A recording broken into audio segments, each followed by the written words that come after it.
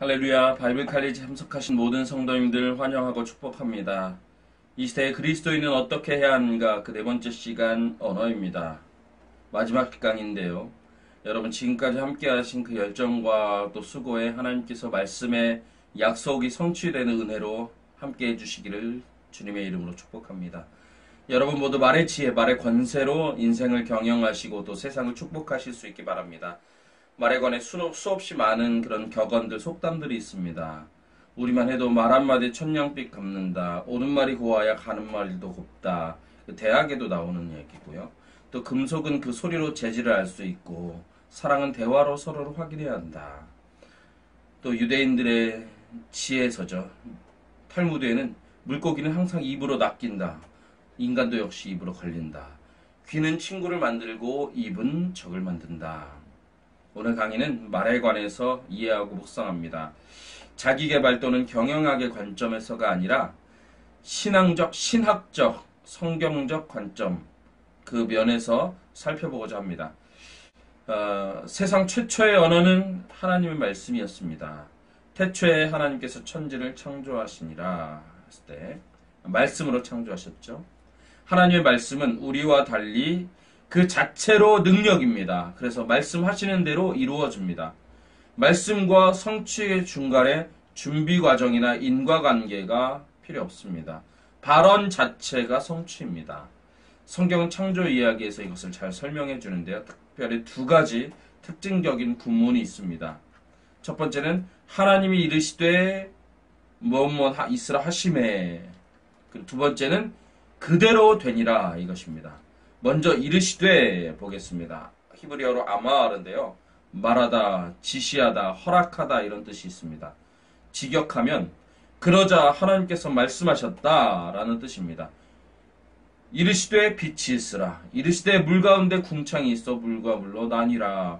이르시되 천하의 물이 한 곳으로 모이고 묻이 드러나라. 또 이르시되 땅은 생물을 그 종류대로 내라. 이르시되 우리의 형상을 따라 우리의 모양대로 우리가 사람을 만들고 이렇게 있습니다. 두 번째, 그대로 되니라. 그러자 그것이 그렇게 있었다. 직역하면 그 뜻입니다. 여기서 YACAN이라는 히브리어인데 캔은 부사로 올바로 정확히 잘 그와 같이 즉시 이런 뜻이 있습니다. 다시 말하면 하나님께서 말씀하시는 것에선 수정, 취소, 보완이 필요 없다는 것입니다. 하나님이 말씀하시는 그것이 바로 올바른 것이고 정확한 것이고 최고의 선이고 즉시 성취된다는 그 뜻을 가지고 있습니다. 마태복음 5장 18절은 말하죠. 천지가 없어지기 전에는 율법의 1.1획도 결코 없어지지 아니하고 다 이루리라. 하나님께서 말씀하신 것이 확실하고 정확하고 성취된다는 것입니다. 에스겔 27장 24절도 말합니다. 하나님 나 여호와는 말하고 이루느니라 하라. 우리의 말에는 말한 것이 이루어지지 않는 경우도 있고 말과 성취까지 수없이 많은 에너지와 또 기간이 필요한 것도 있습니다. 그러나 하나님은 말씀하신 즉 성취하십니다. 인간의 말에는 오류와 실수가 있습니다. 말과 실행까지 에너지와 준비가 필요하죠. 또 말과 성취가 다른 방향으로 나타나기도 합니다. 재미있는 역사적 사건이 있습니다. 1989년 11월 9일에 독일 정치국의 대변인이었던 귄터 샤버부스키라는 사람이 여행법 개정안을, 동독의 여행법 개정안을 기자회견을 열어서 발표합니다. 근데 말실수를 합니다. 여행 허가 범위를 확대해서 이 시민들의 분노를 누그러뜨리기 위해서 발표한 법안인데 그 기자회견 중에 기자들의 질문을 받았을 때 어떤 기자가 서베를린도 갈 수 있는 그런 허가가 됩니까? 라고 물어봤어요. 네, 그렇습니다. 오늘 우리는 모든 동독 주민이 어느 국경 검문소에서도 출국을 허용받습니다. 라고 그렇게 말했습니다. 그랬더니 이탈리아의 안사 통신의 이 기자가 그럼 그것이 언제부터 발효됩니까? 라고 말했습니다. 그 즉시 지체 없이 발효됩니다. 오늘 발효됩니다. 라고 말합니다. 이 샤버브스키는 그 전날 있었던 정책 심의에 참여하지 않아서 이 벌어진 실수입니다. 사실 서독은 포함하지 않았었던 거고요. 또 이 발표를 오늘 즉시하라는 메모가 써 있었는데 그것을 시행을 오늘 즉시하라 라는 것을 이해했습니다. 사실 동독 정부는 하루 이틀 정도 국경 보안을 철저히 한 이후에 이것을 시행시키기로 서로 의논했었습니다. 근데 이 방송을 본 동독 서독 시민들이 당장 다 뛰어나와서 베를린 장벽 쪽으로 향합니다. 그리고 이 경비병들도 이 시민들을 경계하고 막다가 방송에서 그렇게 했다니까 그 방송을 믿고 국경을 개방합니다. 그리고 동독 시민들은 망치로 장벽을 막 부숩니다. 그렇게 해서 베를린 장벽이 붕괴됐고 이후에 1990년 10월 3일 약 1년 뒤에 동서독은 마침내 통일을 이루었습니다. 샤보브스키 말 실수 하나가 28년간 독일을 양분했던 베를린 장벽을 무너뜨리는 데 결정적인 역할을 했습니다. 이렇게 실수라도 우리 미래 세대를 위해서 평화적인 남북관계, 화해와 공존과 또 연합과 번영이 이루어지기를 희망합니다. 이렇게 우리는 말에 실수가 있습니다. 근데 하나님의 말, 그것은 하나님의 통치를 이룹니다. 우리는 이것을 섭리라고 부릅니다. 실수가 없습니다. 히브리서는 말합니다. 1장 3절에요. 이는 하나님의 영광의 광채시요 그 본체의 형상이시라. 그의 능력의 말씀으로 붙드시며 죄를 정결케 하는 일을 하시고 높은 곳에 계신 지극히 크신 이의 우편에 앉으셨느니라 라고 말합니다. 여기서 붙드시며에 해당하는 동사는 페로인데요. 나르다, 운반하다 하는 뜻이에요. 나르고 운반하려면 어떻게 해요? 내가 지배해야 되죠. 내가 통치해야 됩니다. 그 통치권을 말하고 있는 것입니다. 그리고 이 말씀으로 붙드시며 라고 말합니다. 그래서 로고스가 아닌 레마라는 단어가 사용됐습니다. 이 절대 진리, 그냥 객관적인 진리의 말씀은 로고스라고 하고 레마는 그 말씀이 살아 역사에서 움직이고 내 안에 들어오고 내 심령을 변화시키고 내 인생을 변화시키는 그 말씀입니다. 오늘 우리 삶은 육신의 눈으로 보이지 않는 하나님의 섭리, 육신의 귀로 들리지 않는 하나님의 말씀으로 다스려지고 또 경영되고 있습니다. 도우시고 공급하시고 이루십니다. 하나님은 말씀으로. 그렇게 성도에게는 그 심령을 터치하는 말씀, 레마의 말씀으로 그 영혼을 하나님께서 안위하십니다. 한 영혼 한 영혼에게 합당한 말씀을 주님께서 주십니다. 한번 이렇게 해보실까요? 진리의 말씀이 내게 닿으면 능력의 말씀이 됩니다. 또 하나님 말씀을 내 영혼에 담으면 기적의 말씀이 됩니다. 이것이 오늘 우리의 삶을 만드는 능력입니다. 하나님의 말씀은 또한 소통의 언어이기도 합니다. 첫 번째, 삼위일체 하나님, 성부, 성자, 성령, 삼위일체 하나님께서는 계속 하실 일들을 작정하시는데요. 그것을 세 분 하나님께서 소통하시면서 하고 계십니다. 그것을 작정이라고 말하죠. 그리고 그 하나님 외부의 세계, 그러니까 하나님 이외의 것과 소통하십니다. 그것을 계시라고, 하나님의 뜻을 어떠하심을 알려주시는 계시라고 우리는 칭합니다. 이 삼위일체 하나님 그 자체로 지극히 친밀한 교제와 또 소통을 이루고 계십니다. 그 가운데 뜻을 정하시는데요. 하나님께서는 사실 그 다른 피조물, 다른 존재와 소통할 필요가 없으십니다. 그 자체로, 삼위일체 하나님 자체로 최고의 친밀함과 또 사랑과 애정이 있고 결핍이 없습니다. 교제가 다른 존재와 필요하지 않으십니다. 그런데도 다른 존재와 소통하신다는 것은 그 소통하는 다른 피조물에게는 엄청난 은혜이고 말할 수 없는 축복이 되는 것입니다. 하나님의 어떠하심과 뜻을 알려주셔서 사람으로 하여금 하나님을 알게 하시고 또 하나님께 의지하게 하십니다. 이것을 계시라고 합니다. 계시의 절정은 성육신이죠. 성육신은 하나님께서 알려주시는 그 말씀이 우리 사람이 되어 우리 가운데 거하신 것입니다. 요한복음 1장 14절 말합니다. 말씀이 육신이 되어 우리 가운데 거하셨다 라고 확실히 말씀하고 계시고요. 근데 그 말씀이 무엇이냐? 1장 1절에 말합니다. 태초에 말씀이 계시니라. 이 말씀이 하나님과 함께 계셨으니 이 말씀은 곧 하나님이시라. 이 엄청난 이 축복입니다. 하나님의 언어는 능력 그 자체이기 때문에 말씀 자체로 성취가 일어납니다. 또 하나님의 말은 계시이기 때문에 구원하시기로 작정하신 사람은 그 계시를 접하면 하나님을 알고 영접하고 의지하게 됩니다. 이런 역사적인 사건이 있었습니다. 미국의 무역선 제너럴 셔먼호가 있었는데요. 승무원 19명과 통역 1명을 데리고 1866년 7월 7일 날 대동강 하류에 도착합니다. 중국에서 출발해서요. 그리고 13일 날 평양까지 올라가고요. 7월 16일 만경대까지 올라갑니다. 근데 이때 이현익, 박치영, 유순건이라는 군관들이 이를 저지하려고 나섰다가 당시 쇄국 정책이잖아요. 붙잡혀 감금됩니다. 그리고 제너럴 셔먼호에서는 많은 이렇게 만행을 벌려요. 또 행패를 부립니다. 19일 날 그 시민들을 향해서 총을 난사하기도 하고요. 그래서 당시에 이 평양 감사 박규수는 모집을 합니다.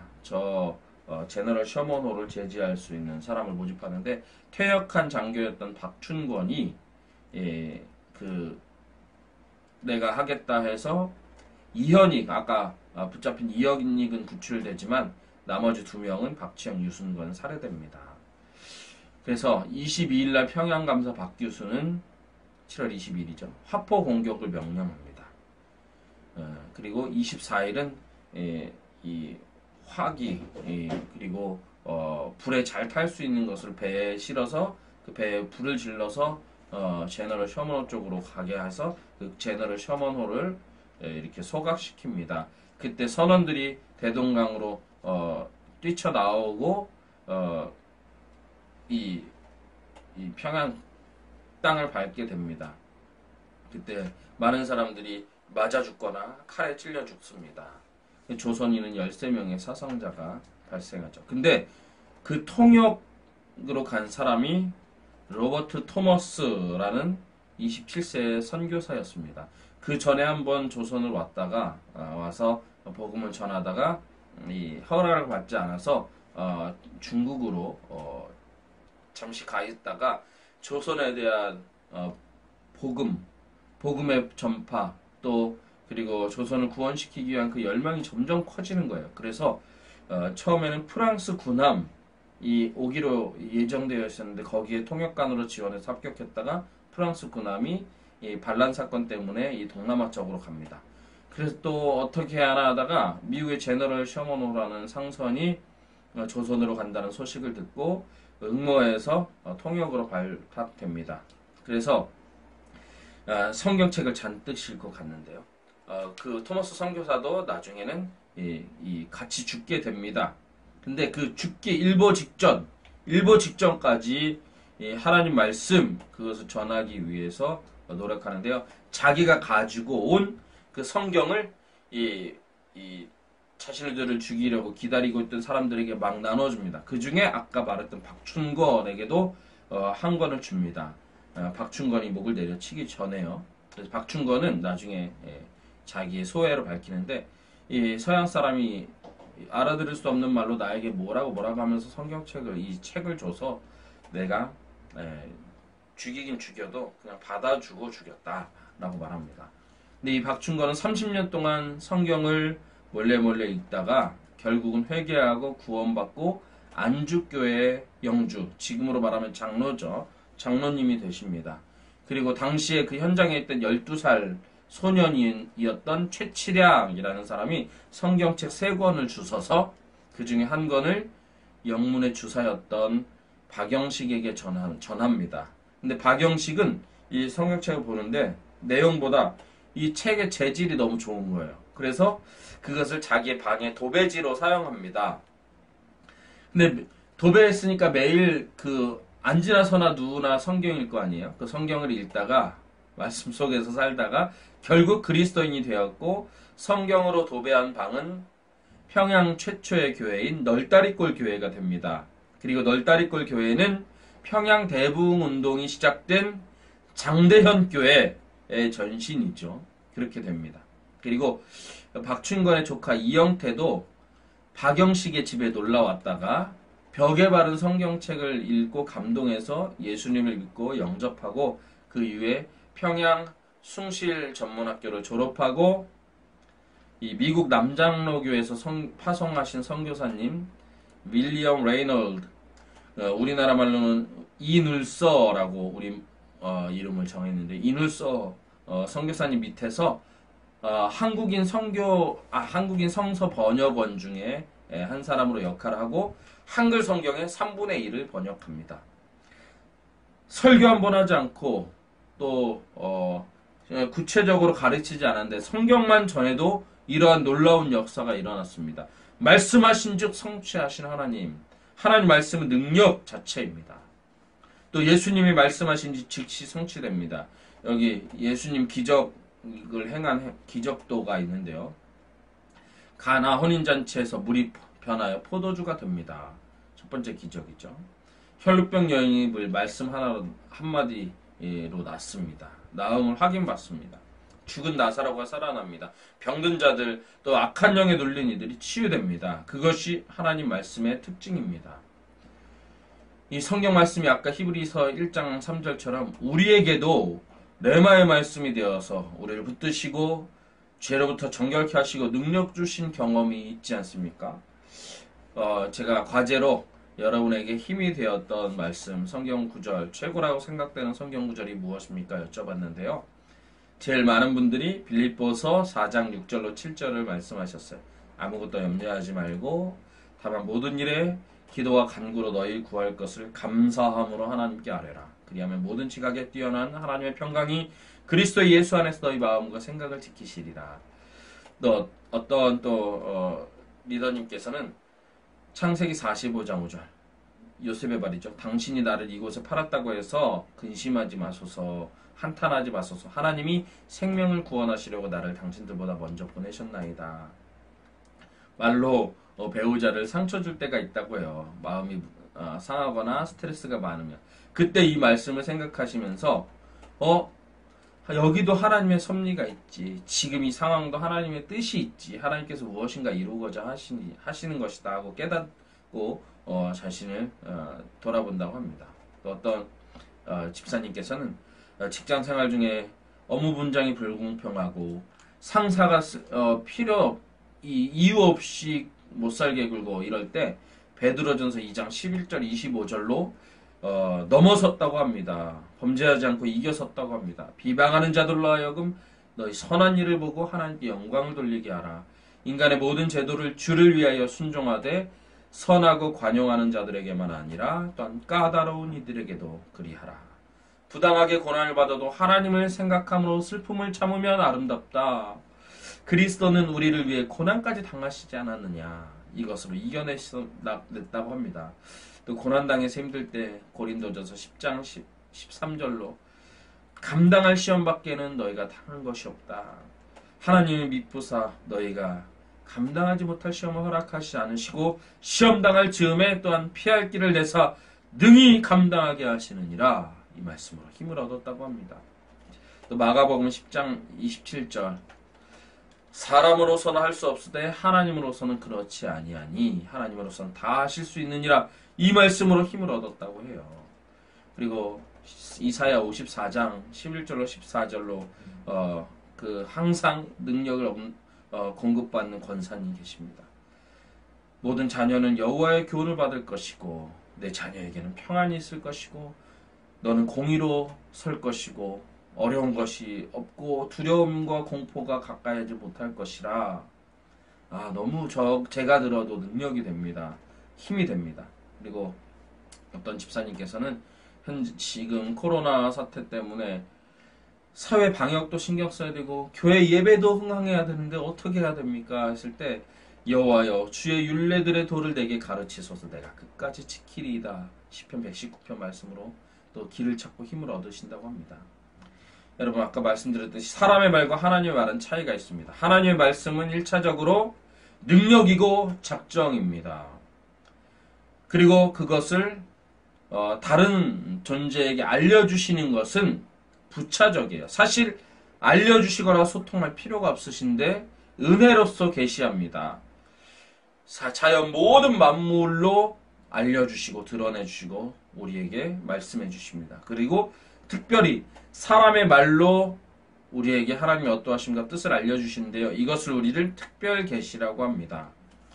우리를 그럴 필요가 없는데 우리를 대화의 상대로 삼아주신 것입니다. 놀라운 은총입니다. 감격해야 합니다.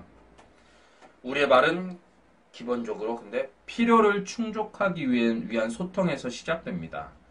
아기들 보세요. 우리가 말을 많이 하고 잘할 때를 보세요. 우리가 뭔가 필요하고 그것을 공급받기 위해서 누군가를 설득할 때 더 잘합니다. 근데 우리는 또한 영적인 존재이고 또 하나님의 형상이기 때문에 우리의 말에도 작용하는 힘이 있습니다. 제한적인 의미에서 능력이 있죠. 영향력이라고 보는 게 맞습니다. 우리 말은 하나님께서 위임해 주신 범위 그 안에서 능력이 있습니다. 창세기 2장 19절에 말하는데요. 하나님께서 아담에게 이 생명체 각종 이 생명체를 명명할 수 있는 권한을 위임해 주십니다. 그래서 아담이 그 생물들을 부르니 그것이 곧 이름이 되더라. 이것처럼 하나님께서 위임해 주신 거기에서 우리의 말의 능력이 나타납니다. 그래서 우리는 화술을 위해서 노력하기보다는 주님이 쓰시는 사람이 되기 위해서 실력과 인격의 힘을 길러야 합니다. 자격과 지위와 권세를 얻기에 더 힘써야 하는 것입니다. 재밌는 분류가 있는데요. 실력도 없고 인격도 나쁘면 쓸모없는 사람. 실력은 있는데 인격이 나쁘면 위험한 사람. 실력은 있고 실력은 없고 인간성만 좋으면 안타까운 사람. 실력도 좋고 인격도 좋으면 품격 있는 사람이라고 누가 말하더라고요. 우리는 품격 있는 사람이 되고자 해야 합니다. 주님 앞에서 경건의 능력으로 살아가고자 해야 합니다. 그럴 때 주님께서는 자격을 주시고 권세를 주십니다. 거기에서 말의 능력이 나타나는 것입니다. 아무리 논리가 있다 하더라도 자격과 권세가 없으면 그 말에 힘이 없습니다. 이것이 우리 인간 언어의 능력이고 한계인 것입니다. 하나님이 주신 위임해 주신 권세, 허락해 주신 자리, 그것이 우리 말의 능력을 정하는 제일 중요한 자원인 것입니다. 우리 하나님께서는 모든 언어의 주관자이십니다. 인간 언어는 소통을 기원으로 하는데요. 재미있는 현상이 있습니다. 타밀러, 인도와 그 남부 일대 이렇게 지도 보시죠. 그쪽에서 이렇게 사용되는 타밀러와 우리나라 말이 많이 유사합니다. 우리나라 말과 타밀러 비교해보면 가다, 타밀어도 가다. 타밀어도 날. 타밀어는 님. 눈, 타밀어는 눈이. 정신, 늘리다, 닐루. 또 아빠. 엄마죠, 엄마. 타밀어 엄마. 언니, 안나이. 아주머니, 애자마니. 사람, 사남. 생명체, 사람. 너무나 비슷하죠. 티베트어에도 비슷한 게 있습니다. 우리나라 말고 티베트 한번 비교해 볼게요. 할아버지, 할배, 할머니, 할매, 부엌, 정지. 옛날에 우리 정주라고도 했잖아요. 정지. 지금도 정지라고 부르는 지방지 있죠. 밥 먹었나? 밥 먹었니? 밥 먹나? 많이 비슷하죠. 밥 먹어라, 밥 먹으라. 이 경상도 쪽의 언어랑 비슷합니다. 맛있다, 마시다. 예. 이것은 왜 비슷하냐면 교류로 인해서 이렇게 생긴 유사어입니다. 예. 이렇게 삼국시대에 교류가 있었죠. 그 이후에도 계속 있었고요. 그런데 성경은 원래 언어가 하나였다고 합니다. 언어의 주관자 하나님께서 혼잡하게 하기 전에는 하나의 언어였다고 합니다. 창세기 11장 1절에 말하지 않습니까? 온 땅의 언어가 하나요? 말이 하나였더라. 근데 여긴 누구나 소통이 가능했다는 것이죠. 근데 언어를 혼잡케 하셨습니다. 창세기 11장 7절과 9절에 반복적으로 나옵니다. 이 구절이요. 이 구문이요. 그들의 언어를 혼잡케 했다. 온 땅의 언어를 혼잡케 하셨다. 라는 말이 나옵니다. 혼잡케 했다는 것은 빨랄인데요. 이 레위기서에도 쓰였는데 이 제물을 만들어 드릴 때 이 고운 가루, 곡식 가루에 기름을 넣어서 막 섞는 거를 말해요. 다시 말하면 막 뒤섞여서 뭐가 뭔지 모르게 되는 그런 상태를 말합니다. 사람의 언어를 그렇게 만들었다고 합니다. 혼잡케 하게 하신 이유는 무엇입니까? 하나로 언어로 계속했으면 우리 영어 공부도 안 해도 되고 외국어 공부 안 해도 되고 서로 세계 시민들이 하나 되어서 소통할 텐데요. 그 이유는 창세기 11장 4절에 나옵니다. 사람의 이런 의도 때문입니다.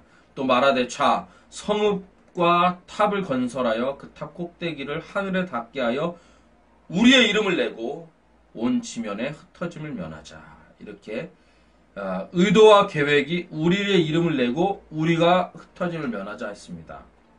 사실 우리의 소통의 첫 번째 대상은 하나님이어야 하는데 그래서 우리의 언어의 첫 번째 기능은 하나님께 도움을 구하고 하나님을 찬미하여야 하는 것인데 그것을 바꾸어서 이제 자신의 이름을 높이고 자신을 찬미하고 또 자신 스스로만 인간들로만 소통하려고 했기 때문에 그렇게 언어를 사용했기 때문에 하나님께서 언어를 흩으신 것입니다.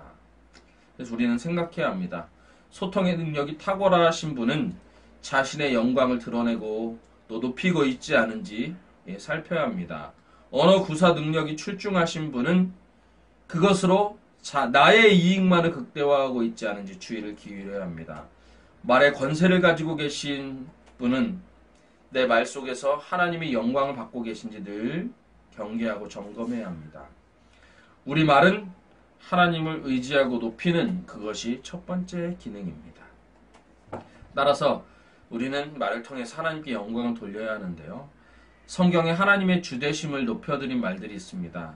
그 중에 제 나름대로 한 베스트 3를 생각해 봤어요. 첫 번째는 창세기 22장 5절입니다.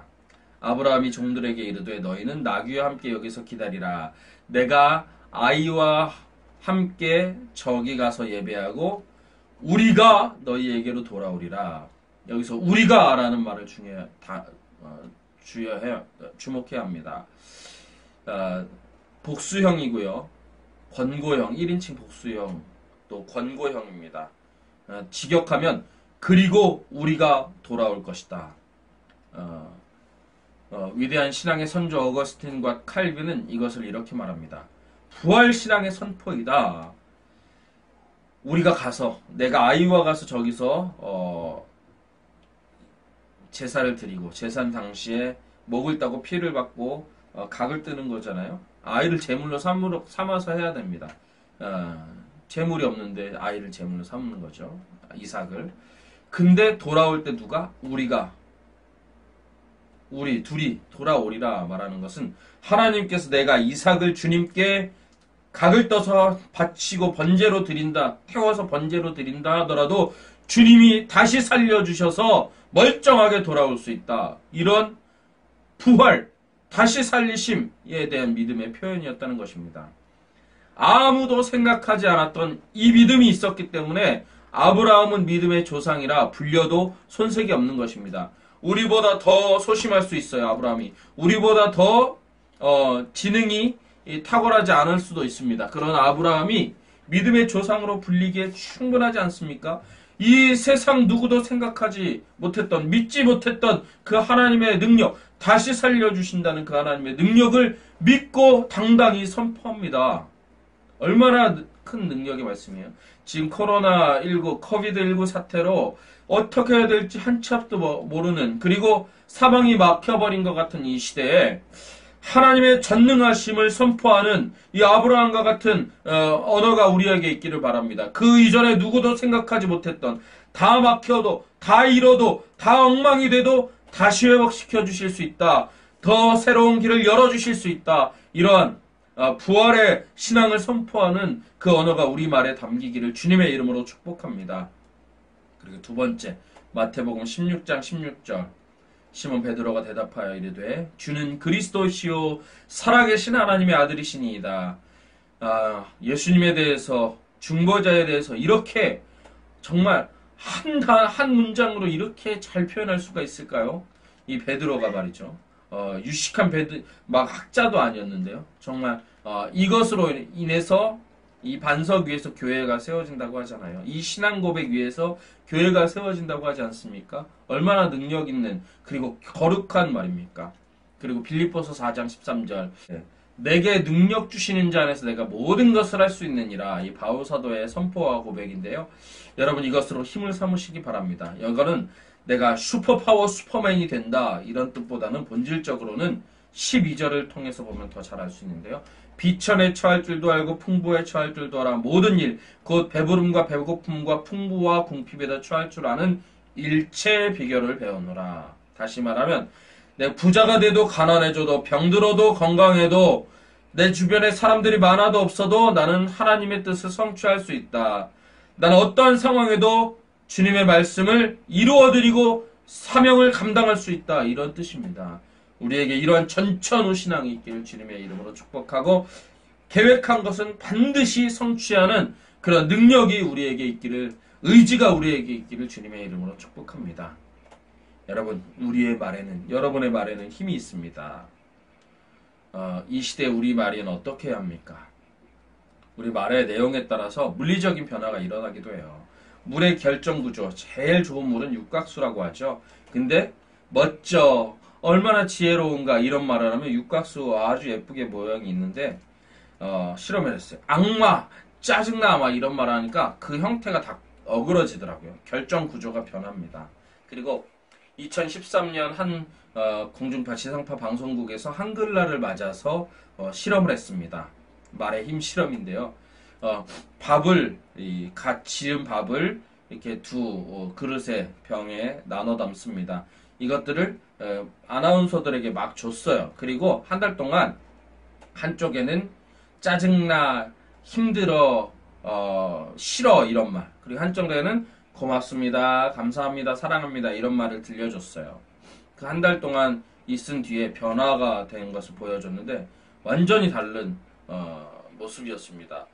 사랑해, 고마워 이 말에는 하얗고 또 냄새도 이렇게 구수한 누룩 그 곰팡이가 폈다면 짜증나, 꺼져 뭐 이런 말을 한 그 밥에서는 악취가 나고 시커먼 썩은 곰팡이가 폈다고 합니다. 그리고 그 외에도 양파에 사랑의 말을 들려주고 또 어떤 다른 양파에는 미움의 말을 들려줬더니 성장하는 모습이 달라집니다. 생명체든 무생물이든 우리의 말이 거기에 물리적인 영향을 미칩니다. 여러분, 자녀에게, 남편에게, 아내에게, 직장 상사와 동료에게, 우리 성도에게, 셀가족에게 어떻게 말하느냐. 바풀떼기 하나도 말 한마디에 좋은 누룩이 피거나 썩은 누룩이 피거나 달라집니다. 그 사람의 심령, 하물며 하나님의 형상인 우리의 영혼은 어떻게 영향을 받겠습니까? 우리 말에 얼마나 주의해야 되는지 알 수 있습니다. 여러분, 경험하지 않으셨습니까? 나에게 힘이 되는 말들, 모두 너무 소중한 그런 말들 있었지 않았습니까? 여러분에게 과제를 내드렸죠. 인생의 슬럼프를 극복하게 해준 말, 누가 나에게 해준 말 중에 가장 힘이 되었던 것. 제가 그것 하나하나 보면서 저도 너무 감동받고 힘이 되었습니다. 여러분 보내주셔서 너무 감사합니다. 여러분 덕분에 저도 같이 힘을 얻고 나도 이렇게 말해야지 하고 결심하게 됐습니다. 우리 한 형제님은 할아버지를 너무 존경했나 봐요. 하늘나라 가셨는데요. 이미 하늘나라 가셨는데 평소에 닮고 싶고 감사한 그런 하나님, 그 할아버지가 주신 가훈이 있답니다. 오늘을 부끄럼 없이 살아라. 이것을 계속해서 생각하고 있대요. 이 형제는 지난번에 제가 소개해드린 장학금을 탄 자랑스러운 형제입니다. 대학교 1학년이에요. 이 말을 통해서 주변 사람들에게나 하나님이 보시기에 부끄러움 없는 그런 삶을 살고자 노력하고 있다고 합니다. 그리고 어떤 집사님께서는 어린 시절에 불우한 환경에서 자라서 상처가 많았을 때 우리 집사님을 위해서 기도해 주신 분이 계셨는데 그분이 해주신 말씀, 하나님은 너를 정말 사랑하신단다. 이것 때문에 힘을 얻고 엇나가거나 낙망하지 않을 수 있었다고 합니다. 그리고 어떤 집사님은 출산을 했는데 첫 아이가 좀 몸에 연약함을 가지고 태어났나 봐요. 그래서 계속 신생아 때부터 키우는데 너무나 힘들어서 어찌할 줄을 몰라서 불평하고 막 불만하는 그런 자신을 보고 친정 어머니께서 이렇게 말을 해주셨답니다. 너의 수고로 아이가 잘 자라면 그것으로 감사한 것이다. 그것으로 족하다. 라고 말했답니다. 그 말을 들으시는 순간 그래 내가 고생한 것 하나님께서 다 아시지. 하나님께서 내 이 수고로움으로 하나님이 맡기신 이 아이가 잘 큰다면 하나님이 그래 그것으로 충분하다 이렇게 말씀해 주신 것으로 들렸다고 해요. 하나님의 응답과 인정으로 들렸다고 합니다. 그리고 지금은 그 아이가 건강하게 잘 자라고 있답니다. 엄마로서 힘들고 지칠 때도 있지만 이 말을 되새기면서 감사로 이겨내고 있다고 합니다. 그리고 첫 아이를 낳고 육아 스트레스와 우울증으로 힘들 때 남편 집사님께서 해주신 말이 있대요. 어떤 집사님은 너 충분히 잘하고 있어. 완벽한 엄마는 없어. 아이는 하나님의 사랑으로 잘 될 거야. 이 말을 들으면서 이겨냈다고 합니다. 그리고 어떤 리더님께서는 자랑스럽고 귀하다 이 말을 최근에 들었는데 그것이 참 힘이 됐다고 합니다. 그리고 어떤 코치님께서는 이 중학교 시절에 이제 선생님으로부터 아이들 학교 선생님으로부터 들은 말이 정말 어려운 시기를 넘어서 힘이 됐대요. 가장 존경하는 인물을 써오라 하는 숙제에 자녀들이 엄마라고 적어냈답니다. 그것을 선생님께서 말씀해 주셨대요. 그래서 힘겨운 시기를 이겨내는데 가장 큰 힘이 되고 행복이 되었답니다. 그 아드님과 따님은 지금 누가 봐도 부러울 만큼 또 훌륭하게 자기의 미래를 위해서 도전하고 또 사회에 공헌하고 계십니다. 또 어떤 리더님께서는 거창하게 위로해주고 격려해주는 말보다는 친구가 일상적으로 건네는 괜찮아 잘하고 있어 이 말을 들을 때 마음이 편안해지고 부담감과 스트레스가 풀린다고 합니다. 왜냐하면 늘 지켜봐주고 공감해주고 있다는 사람이 있다는 것을 느끼기 때문에요. 그래서 우리 리더님은 반주도 잘하시는 리더님이세요. 그래서 내일부터 괜찮아 잘하고 있어 이 말로 누군가에게 힘이 되어주고 싶다고 해요. 그리고 어떤 권사님께서는 이 또한 지나가리라 이 말씀이 제일 감명 깊고 힘이 된다고 합니다. 사실 남편분도 열심히 교회 봉사하시고 또 사회생활 하시고 아드님과 따님도 정말 훌륭하게 올곧게 또 자신의 미래를 위해서 도전하고 계신데 이 또한 지나가리라 이 말씀 정말 이 영광보다 더 큰 영광도 주시고 혹시 힘겹다면 더 좋은 날을 주시고 잘됐다면 더 겸손하게 주님께 쓰임받을 그것을 기대하고 이 말을 보내주신 게 아닌가 생각이 됩니다. 우리의 말은 영향력이 있습니다. 그래서 성경 곳곳에서는 언어 생활에 대해서 말씀하고 있습니다. 야고보서 3장 2절 우리가 다 실수가 많으니 말에 실수가 없는 자라면 곧 온전한 사람이라 능히 몸도 굴레시우니라. 말에 실수가 없으면 온전하다고 말합니다. 야고보서 1장과 3장 그리고 열왕기하 19장과 시편 39편을 보면 이미지를 우리의 말의 언어 생활에 대해서 이미지를 제시해 주는데요. 이 혀를 불씨, 키에 비유하면서 말합니다. 작은 불씨가 던져서 온 산을 태우기도 하고 키 하나로 이 아파트보다 더 큰 배도 움직일 수 있죠. 이 우리의 말은 그런 힘이 있다고 합니다. 그리고 혀에 재갈을 물리라고 해요. 재갈. 그리고 말에 실수가 없는 것은 온몸을 굴레 씌울 수 있다고 합니다. 온몸을 통제할 수 있다고 하죠. 굴레는 여기 말의 머리, 소의 머리에 씌우는 거죠. 대가리에. 그리고 우리는 한 입으로 두 가지 종류의 말을 합니다. 우리의 언어 생활에는 이중성이 있습니다. 야고보서 3장 9절 11절을 보면 우리 말에서는 찬송과 저주가 동시에 나가기도 한다고 해요. 근데 어찌 샘이 단물과 쓴물을 한꺼번에 내겠느냐. 하나만 하라. 하나만 하라며 무슨 뜻이죠? 찬송, 감사만 우리 말에 있기를 원하는 것이죠. 하나님은. 그리고 하나님의 형상으로서의 언어 습관을 우리 성경으로 통해서 보겠습니다. 성경 하지 말아야 될 말과 할 말을 알려주십니다. 하지 말아야 될 말 첫 번째, 중언부언. 우리 말 중에 최고는 찬송과 기도잖아요. 그 기도 중에 중언부언하지 말래요. 여기서 중언부언, 바톨로게오, 말을 많이 하다, 생각 없이 말하다, 쓸데없이 말하다 이런 뜻인데요. 하나님의 뜻에 합당하지 않은 거, 하나님이 듣지 않은 말을 말해요. 말해도 헛수고가 되는 말, 그걸 말하죠. 그래서 기도 오래 하지 말라, 기도할 때 말 많이 하지 말라 이런 차원이 아니고요. 하나님께서 전혀 관심 두지 않는 것을 기도로, 내 욕망을 기도로 억지로 하나님께 막 설득시키려고 하지 말라 이런 뜻이에요. 그래서 하나님이 원치 않는 기도, 반복하는 것, 그리고 또 욕심을 채우기 위한 기도, 또 열왕기상 18장에 나오는 바알 숭배자들, 바알과 아세라 선지자들이 하루 종일 기도했지만 결국 효과가 없었잖아요. 그런 걸 말합니다. 그리고 사도행전 19장에 아데미 숭배자들이 이 2시간 동안 연설했지만 하나님께서 전혀 귀담아 듣지 않으시잖아요. 그런 걸 말해요. 그리고 하지 말아야 될 말 두 번째, 하나님이 택하신 사람을 판단하는 말. 라반이 야곱 때문에 마지막에 손실을 입었습니다. 근데 야곱이 속였잖아요. 근데 하나님께서는 라반에게 나타나셔서 꿈에 나타나서 말씀하십니다. 아람 사람 라반에게 현몽하여 너는 삼가 야곱에게 선악간에 말하지 말라. 너 야곱에게 너 악하다, 잘못했다, 왜 그랬냐, 책망하거나 시비를 걸지 말라 라고 라반을 오히려 주의를 주십니다. 잠언 25장 9절에도 너는 이웃과 다투거든 변론만 하고 나는 이것이 옳아, 나는 이래서 이렇게 한 거야, 내가 더 옳다 이렇게 변론만 하고 그 상대방의 그리고 제3자의 은밀한 일은 누설하지 말라 라고 말합니다.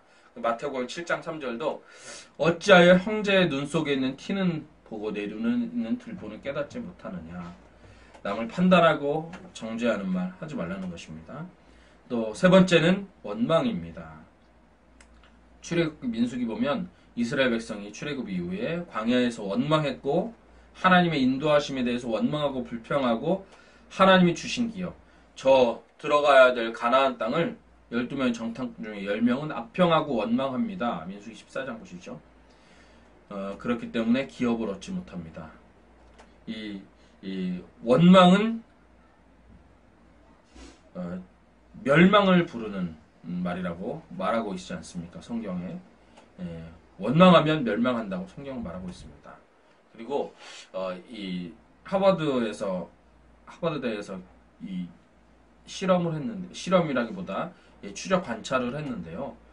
분노의 중독 증상이 있대요. 원망의 중독 현상이 있답니다. 계속해서 분노의 말, 원망의 말을 습관적으로 하면 사소한 일에도 분노와 짜증이 확 올라온다고 합니다. 그리고 원망하게 되고요.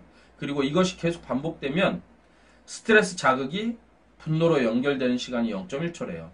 보통 사람은 이 스트레스를 받으면 화가 난다까지 0.5초 있다가 이렇게 전달이 되는데 이 분노와 짜증, 원망에 반복되게 이렇게 노출되면 0.1초래요. 다시 말하면 이 감정이 분노로, 짜증으로, 원망으로 가려고 할 때 손 쓸 수가 없어요.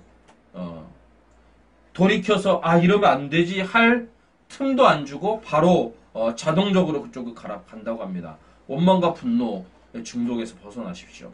가장 숭고한 말은 찬양과 기도입니다. 우리가 마땅히 해야 할 말은 감사여죠. 감사. 빌립보서 4장 6절 7절 저도 참 힘을 얻는 말씀인데요. 아무것도 염려하지 말고 오직 모든 일에 어떻게 해요? 기도와 간구로 너희 구할 것을 어떻게 해요? 감사함으로 하나님께 하래라. 여기서는 기도하고 나서 감사라고 하지 않고 응답받고 나서 하나님께 감사라고 하지 않습니다. 순서를 문제 해결되고 나서 하나님께 감사하라 라고 하지 않고 반대로 말합니다. 감사함으로 하나님께 아뢰라. 미리 감사라는 것이죠. 한번 해보실까요? 미리 감사, 또 감사, 계속 감사. 이것이 우리 말의 능력이 된다고 합니다. 그리고 우리 이 모든 것을 에베소서 5장 3절로 5절에서 압축적으로 알려주는데요. 음행과 더러운 것과 탐욕은 이름조차 부르지 말라. 그리고 누추함과 어리석은 말과 희롱의 말은 마땅치 않다. 감사하는 말을 하라 라고 말합니다. 왜냐하면 에베소 5장 5절에 말합니다. 음행하는 자, 더러운 자, 탐하는 자, 우상 숭배자는 그리스도와 하나님의 나라에서 기업을 얻지 못한다. 우리 말해서 다른 신을 이야기하거나 하나님의 이름을 망령되이 말하거나 우상 숭배 아니면 주술적인 것들을 의지하는 말을 하는 것은 상급 얻는, 기업을 얻는데 백해무익하다. 음행하는 거, 음담패설하는 거 절대 하지 말라고 합니다. 그리고 이 탐욕스러운 말들 하지 말라고 해요. 상급을 잃게 한다고 말합니다. 여러분, 지금까지 언어 말에 대해서 성경적인 신학적인 관점에서 이해를 해보았습니다. 이 건강하고 행복한 삶이란 무엇인가에 대해서 연구한, 다시 말해 성인 발달 연구죠. 그 연구 괜찮은 서적이 있습니다.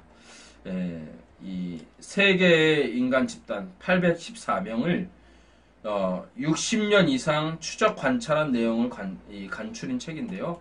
행복의 조건, 조지 밸런트가 쓴 행복의 조건입니다. 여기서 행복의 조건을 한 가지로 표현하면 관계입니다. 관계.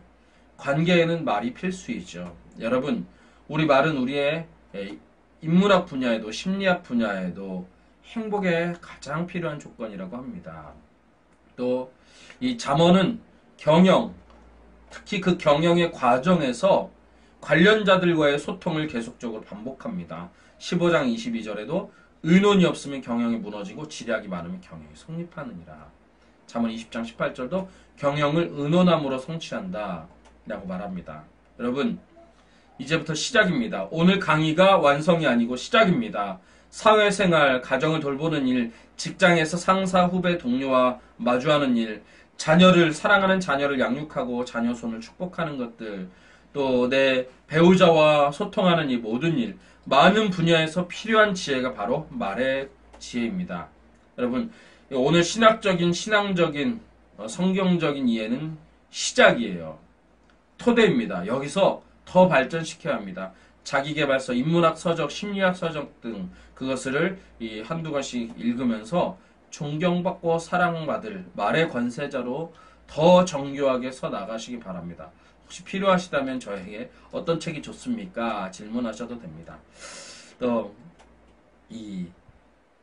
하나님께서 말씀하십니다. 여러분에게 세상을 맡겼습니다. 여러분이 세상이 여러분을 기다리고 있습니다. 여러분의 말로 세상 사람들을 하나님의 축복 안으로 당기시고 그들을 주님의 주신 권세로 그를 축복하시기 바랍니다. 지금까지 이 강의를 마치겠습니다. 이제 지난주에 제가 말씀드렸죠. 궁금하신 것은 무엇이라도 좋으니 보내주시면 제가 답변해드리겠습니다. 첫 번째, 천주교는 엄밀히 말하면 이단인가요? 이단이라고 말할 수는 없고 다른 종교라고 말하는 것이 더 타당할 것 같습니다. 근데 이 종교개혁자들은 사실 종교개혁할 때 이 극한적인 표현을 의하면 교황주의자들은 사탄적이다 라고까지도 말했습니다. 그런데 그건 좀 극단적인 것 같고요. 우리와 같은 성경을 가지고 있고 중보자 예수 그리스도를 구원의 유일한 길로 인정하고 있고 또 하나님 삼위일체 하나님을 경배하고 있다면 거기에 구원이 있습니다. 주 예수를 믿으라 그러하면 너와 내 집이 구원을 받으리라. 이 말씀 하나만 붙들어도 구원이 있습니다. 근데 성경 전체를 절대 진리로 믿고 있고 중보자를 의지해서 기도하고 있기 때문에 구원이 없다고 말할 수 없습니다. 그런데 이런 건 생각해 볼 수 있겠죠. 정말 신학자 중에, 카톨릭 신학자 중에 예수 그리스도도 중보자로 인정하고 마리아도 중보자로 인정해서 그것을 자기가 신념으로 삼고 있다면 그 사람에게는 구원의 길이 열리지 않을 수도 있습니다. 이 정도로 됐을까요? 우리 개신교단 중에 천주교를 형제교회라고 칭하는 교단도 있습니다. 이 정도로 이해하시면 될 것 같습니다. 그리고 두 번째, 자녀가 진화론과 창조론을 질문할 때 어떻게 설명해야 될까요? 성경은 말합니다. 모든 것들을 각각 종류대로 하나님께서 만드셨다고. 그리고 인간은 남자와 여자를 만드셨다고 말씀하고 있습니다. 그래서 이 창조에 대한 믿음이 확실하다면 그 이후에는 좀 자유로울 것 같습니다. 가장 문제되는 것이 시험일 텐데요. 저는 이렇게 설명해 드리면 어떨까 합니다. 제가 어렸을 때 부루마블이라는 게임을 재밌게 즐겨 했습니다. 각 도시들을 사고 팔고 막 그러는 건데요. 실제로 제가 도시들을 가서 사고 팔지는 않지만, 그 게임의 룰 안에서는 그게 이루어지지 않습니까? 그렇다고 제가 그 세계에 빠져드는 것도 아니고 이건 게임이다 하고 게임 끝나면 그것도 끝난 겁니다. 우리 그렇게 이해하면 어떨까 싶습니다. 축구는 축구의 룰이 있고 야구는 야구의 경기의 룰이 있고 또 컬링은 컬링대로 태권도는 태권대로 그 룰이 있지 않습니까? 거기서 이겼다고 진짜 승리자가 아니고 거기서 졌다고 인생의 진짜 패배자가 아니지 않습니까? 이렇게 생각하시면 될 것 같아요. 우리 학업, 제도권 교육 안에서 학업을 이어가야 되는데, 나는 창조주 하나님을 믿는다. 그러나 이 세상의 이 제도 교육 안에서 세상의 룰로도 승리할 수 있고 세상의 룰로도 룰에 따라서 게임을 해도 경기를 해도 나에게는 충분히 가능성과 또 우위를 점할 수 있는 능력을 주님께서 주신다. 이렇게 이해하고 학업의 현장에 임하게 하면 될 것 같습니다. 어떤 분들은 수학, 영어뿐만 아니고 성경 과외까지 시킨대요. 우리 자녀들이 성경에 나온 그 가치관을 그리고 하나님의 창조를 믿는다면 이 학업을 게임으로 이렇게 이해시켜도 괜찮을 것 같습니다. 세 번째, 성령의 은사 받은 분은 방언을 하는 건가요? 맞습니다. 그런데 방언을 못했다고 성령의 은사를 받지 못한 건 아닙니다. 방언의 은사는 성령의 은사 중에 하나인 것입니다. 많은 성령의 은사 중에 하나인 것이죠. 성령의 은사는 하나님께서 교회를 부요하게 올곧게 세우고자 그 지체된 사람들에게 주시는 것입니다. 저의 모교회의 담임 목사님께서는 기독교 한국 침례회 총회장까지 하셨습니다. 그분 또 기도의 능력이 있으셔서 많은 병이 치유가 되거나 정서적인 문제가 해결되거나 이런 일들이 목회 현장에서 계속 있었습니다. 저희는 그것을 보면서 이렇게 신앙생활을 했는데 그분이 은퇴를 몇 해 앞두고 금요기도에 인도하시던 중에 방언의 은사를 받으셨습니다. 다시 말하면 한 30년, 20년 이상 방언의 은사 없이 목회 사역을 했는데 굉장히 또 하나님의 선하신 능력들이 많이 나타났다는 것이죠. 이걸 보면 방언의 은사는 하나님 성령의 은사인 건 맞는데 그것이 다가 아니고 또 은사 중의 일부다. 그렇기 때문에 거기에 매일 필요는 없습니다. 이 예언, 섬김, 가르침, 위로, 구제, 다스림, 긍휼, 또 병 고치는 능력 행하는 영들 분별하는 수많은 은사들이 있지 않습니까? 하나님께서 여러분이 속한 우리 이룸교회에 필요하게 여러분에게 은사를 주실 것입니다. 그리고 네 번째, 신방 때 문에 기름을 바르고 교패 붙이는 의미는 등록 신방이나 이사 신방 때 하지요. 이건 주술적인 의미가 아닙니다. 왕, 선지자, 제사장 구약에서 기름 부어 세웠듯이 여러분이 하나님 앞에 기름 부어 특별히 구별되고 성별되고 또 하나님의 사람으로 살아가기를 바라는 것을 마음이 담겨 있는 그런 퍼포먼스입니다.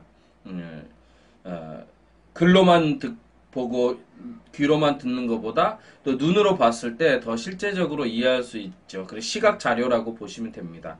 그리고 야고보서 5장 6장에 보면 상처난 것, 병든 자에게 기름을 바르고 기도해 줬다는 내용이 나오는데 그것을 이렇게 시각화해서 우리 성도들의 삶의 자리에서 더 이렇게 실제적으로 생생하게 그 의미를 전하고자 하는 것입니다. 주술적인 의미가 담긴 건 아닙니다. 그리고 레위기 16장에 나오는 아사셀을 위한 염소. 아사셀은 여러 가지로 해석될 수 있는데 그 중에 하나는 떠나간다 이런 해석이 있을 수 있고요. 또는 바위가 많은 낭떠러지 지형에 대한 고유 명사로 이해될 수도 있습니다. 아사셀 염소는 속죄일에 염소 두 마리 중에 한 마리는 제물로 드리고 한 마리는 그 뿔과 뿔 사이에 안수하고 제사장이 광야로 데리고 가서 풀어주는 것이죠. 광야의 낭떠러지 지역에 가서 그 아사셀 염소가 떨어지는 것을 확인하는 것입니다. 다시 말하면 우리의 죄를 정가받는 것이잖아요. 안수, 두 손으로 안수하는 것은 정가받고 험한 길로 가서 낭떠러지의 죽음, 다시는 돌아올 수 없는 우리의 죄도 예수 그리스도께서 짊어지시고 가셔서 해결하시고 십자가에서 해결하시고 다시는 그것이 우리에게 환원될 수 없는, 복귀할 수 없는, 돌아올 수 없는 그런 우리는 죄로부터 자유케 되고 새 생명을 얻은 것을 구약시대 백성들에게 미리 그렇게 하나의 이벤트를 통해서 하나님께서 보여주시는 것입니다. 여기까지 바이블 칼리지 마치겠습니다. 여러분 4주 동안 고생 많으셨습니다. 또 여러분에게 주신 하나님의 말씀이 능력과 열매로 삶의 자리에서 나타나기를 주님의 이름으로 축복합니다. 바이블 칼리지는 다 참석하고 완성이 아닙니다. 여기서 시작입니다. 여기서부터 구체적인 강론은 여러분이 써가야 되고 만들어가야 됩니다. 여러분의 삶에 말씀의 부요함과 주님의 은혜가 넘치길 바라고 이 어려운 시대에 또 코비드19라는 또 재앙이 닥친 이 시대에 말, 언어, 그리고 경영, 비전, 정의 이 영역에서 하나님이 기뻐하시는 것들을 찾고 세워나감으로 여러분의 삶에 항구적인 평안과 또 형통이 자리 잡기를 주님의 이름으로 축복합니다. 기도하겠습니다. 하나님 바이블 칼리지 4주 동안 함께하게 하심을 감사드립니다. 주님께서 말씀을 주셨사오니 그 말씀이 능력이 되게 하시고 또 우리 성도들의 삶에 나타나게 하시고 열매 맺게 하셔서 주님 이 세상과 환경을 넘어선 하나님의 말씀의 능력으로 이끌림 받는 축복의 삶이 되게 하여 주시옵소서. 이후에 더 귀하고 더 복된 자리에서 하나님께 영광 돌릴 수 있도록 우리 모두를 축복하여 주시옵소서. 예수님의 이름으로 기도합니다. 아멘. 계속해서 기도하십시오. 이 땅을, 온 세계를, 이 나라와 민족을 하나님께서 치유하시고 고쳐주시도록 기도해 주십시오. 여러분의 기도에 이 세상의 미래가 달려 있습니다. 감사합니다. 사랑하고 축복합니다.